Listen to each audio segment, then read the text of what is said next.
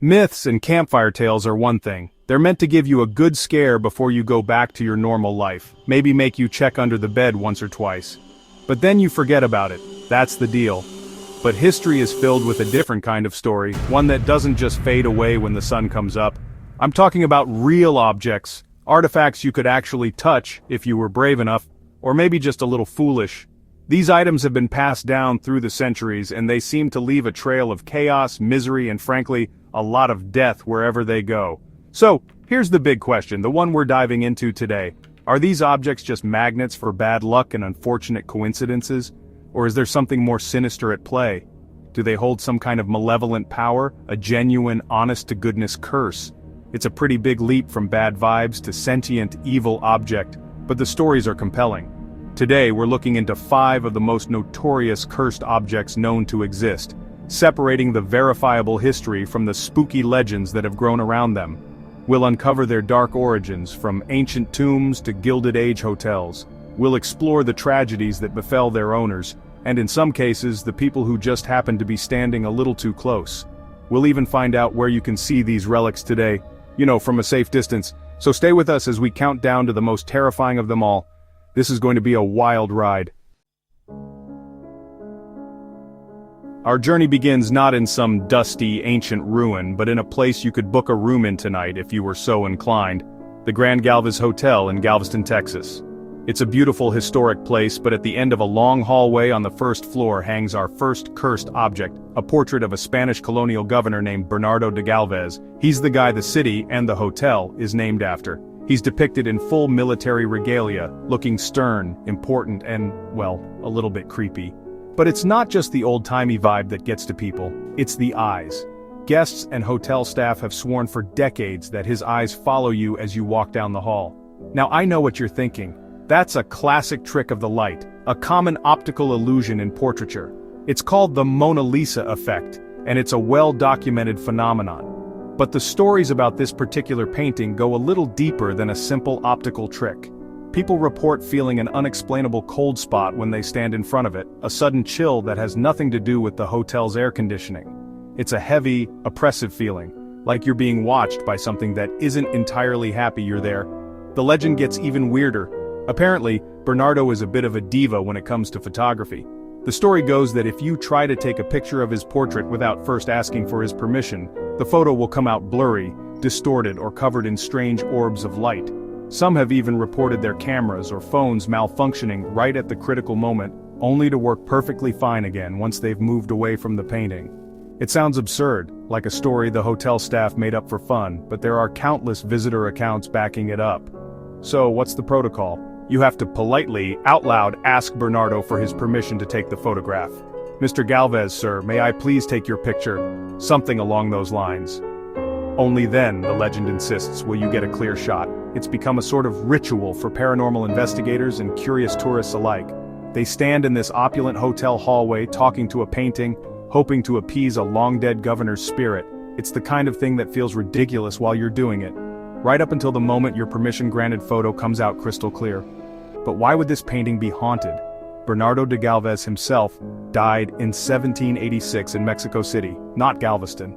He never set foot in the hotel that bears his name. Some speculate that his spirit is somehow attached to the portrait itself, a vessel for his lingering presence. Others think it might be less about Galvez and more about the hotel itself, which has its own share of ghost stories, including a lovelorn lady who haunts the 5th floor. The portrait might just be a focal point for the building's general spooky energy. Whatever the cause, the hotel has embraced its haunted reputation. They don't hide the portrait in a back room, they feature it, it's part of the tour. The staff will tell you the stories with a knowing smile. Is it a genuine haunting or just a fantastic piece of marketing built on a creepy painting and a handful of coincidences? The line is blurry, but people who have felt that cold stare and seen their photos glitch out will tell you there's something more going on in that hallway. For now, the portrait of Bernardo de Galvez hangs there, silently judging guests as they pass by. He remains one of the most accessible cursed objects on our list. You don't need to raid a tomb or outbid a museum, you just need to book a room and be polite. Just remember to ask for permission before you snap that photo. You wouldn't want to be rude. From a haunted hotel in Texas, we travel back in time to Roman Britain, to a field in Silchester where, in 1785, a farmer unearthed a rather curious piece of jewelry. It was a large gold ring, far too big for a normal finger, with a strange, crudely engraved image of a goddess, likely Venus, on its bezel. Around the band was an inscription in Latin, Seniciane vivas in De. A bit of a typo there, it was probably meant to say Senician vivas in Deo, which translates to Senicianus, may you live in God. A nice, wholesome message. For over 40 years it was just a peculiar Roman artifact. But then, in 1805, about 80 miles away at a site known as Dwarf's Hill, archaeologists discovered something that cast the ring in a much more sinister light. They found a lead tablet, a defixio or curse tablet, addressed to the god Nodens. It was written by a Roman named Silvianus, and he was not happy. He claimed that a man named Senicianus had stolen his ring, and he was asking the god to inflict a brutal curse upon the thief. The tablet specified that no health should be granted to Senicianus until he returned the ring to the temple of Nodens. The curse read, and I quote, "For the god, Nodens. Silvianus has lost a ring.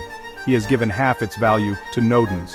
Among those named Senicianus, grant no health until he brings it to the temple of Nodens." This wasn't just a casual complaint, this was a formal supernatural hit put out on a guy over a piece of jewelry. Suddenly the ring found decades earlier had a backstory, and it was a dark one. The Live in God inscription now seemed less like a blessing and more like a desperate plea for protection against a divine curse. The story might have remained a footnote in a dry archaeological journal, if not for a very specific person taking an interest in it.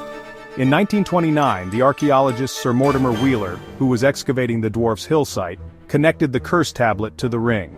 He knew a professor of Anglo-Saxon at Oxford who was an expert in mythology and ancient languages, and he asked for his help in understanding the god Nodens. That professor's name was J.R.R. Tolkien. Tolkien became fascinated by the story: a stolen gold ring, a powerful curse, a mysterious inscription, and a strange name, Dwarf's Hill. Sound familiar? He visited the Temple of Nodens multiple times, and just a year or two later, began writing The Hobbit.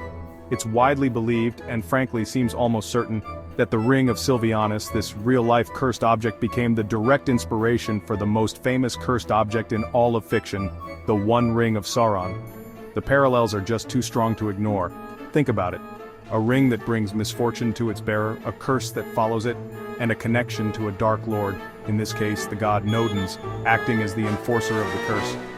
While the Ring of Silvianus probably didn't make its wearer invisible or whisper in a dark tongue, its story is rooted in the same deep-seated belief that objects can be imbued with power and malice. It's a tangible link between ancient superstition and modern fantasy.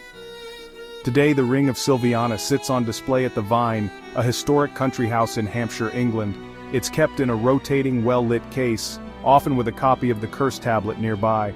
Visitors can stare at this piece of gold and know they are looking at the real-life One Ring.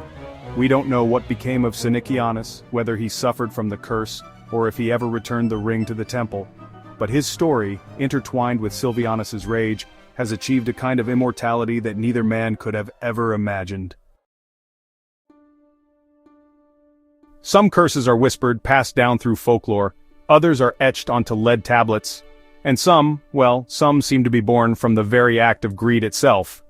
Our next story takes us to Western Turkey in 1965, to the region once known as Lydia, home of the legendary King Croesus, a man so rich his name became synonymous with wealth.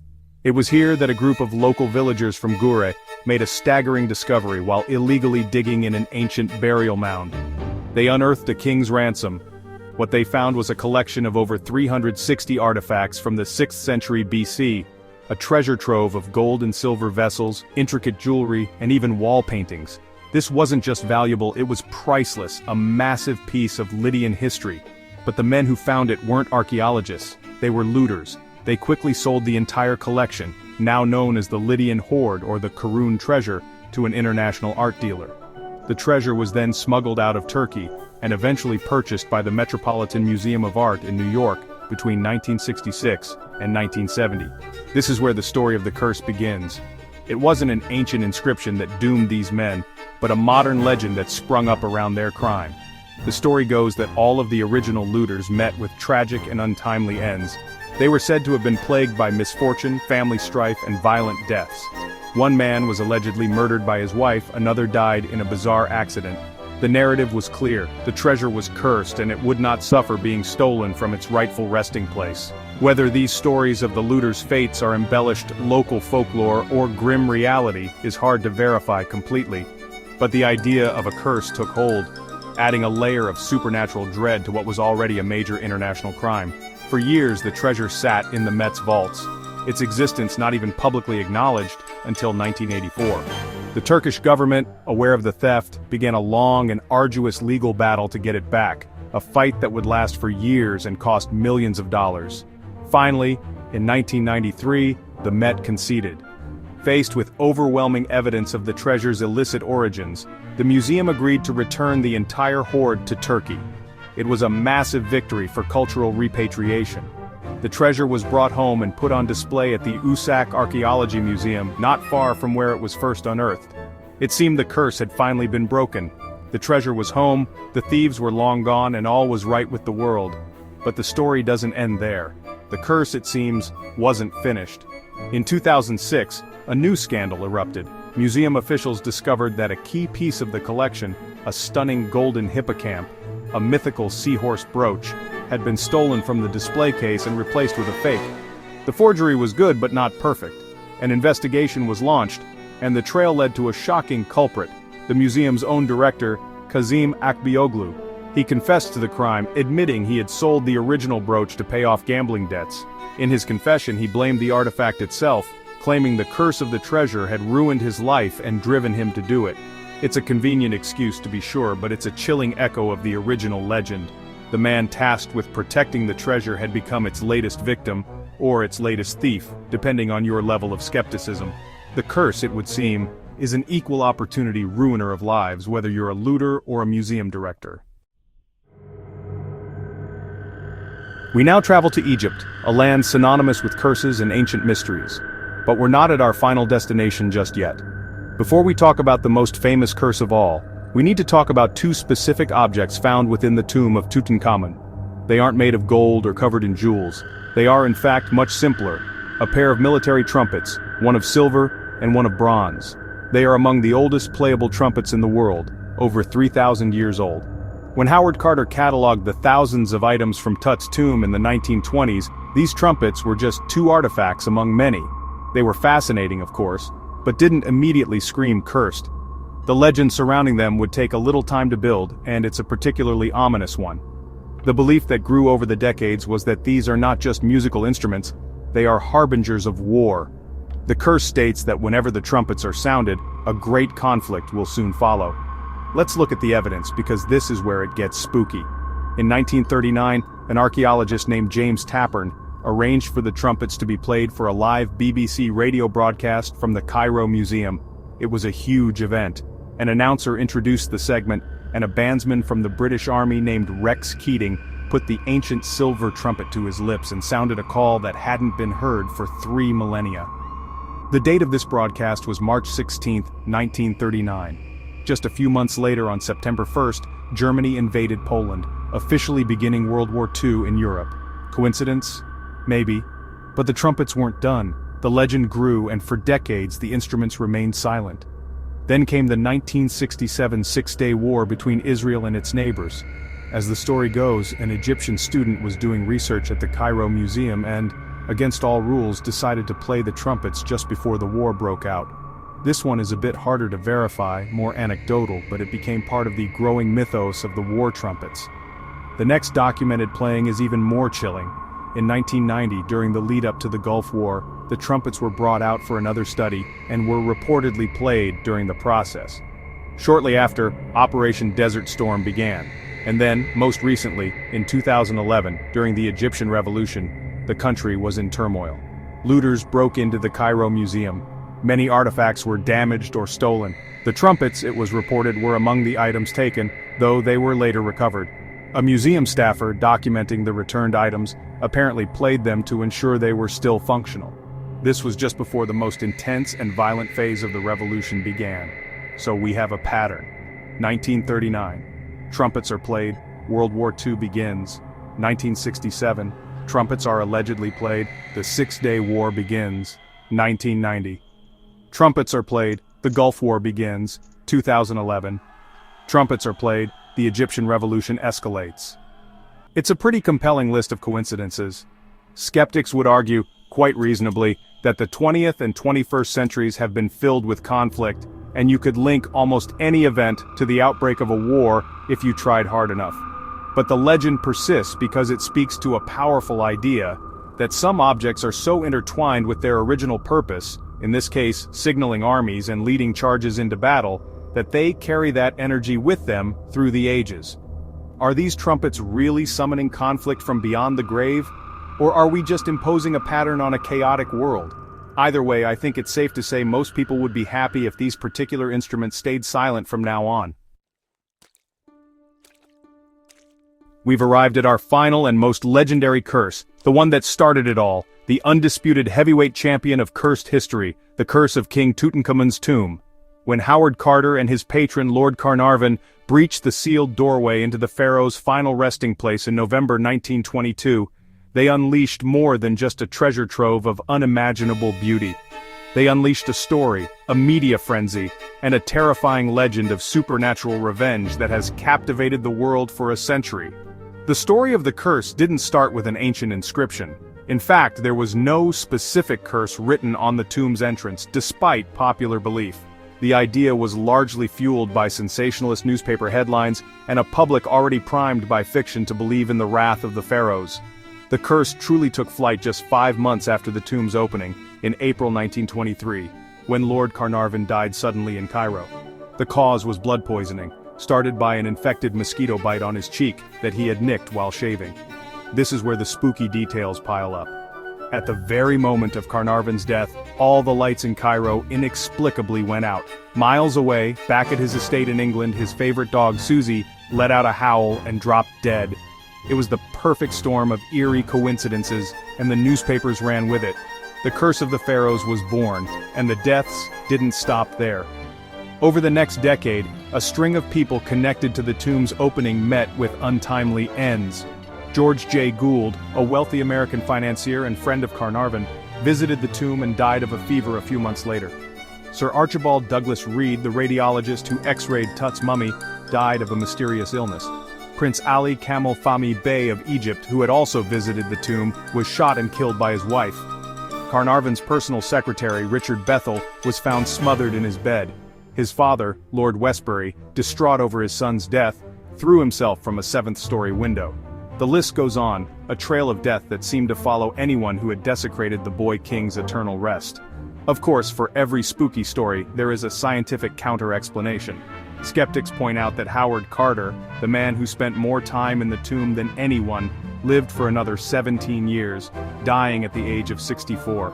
Many others involved lived long, full lives. The curse was selective, to say the least. Scientists have proposed that the deaths could be explained by natural causes such as exposure to dormant toxic mold or bacteria sealed within the tomb for 3,000 years. The idea of a tomb toxin is a plausible, if less exciting, explanation for some of the illnesses. The other explanation is simply statistics and confirmation bias. When you have a large group of people, some of them are bound to die over the course of a decade.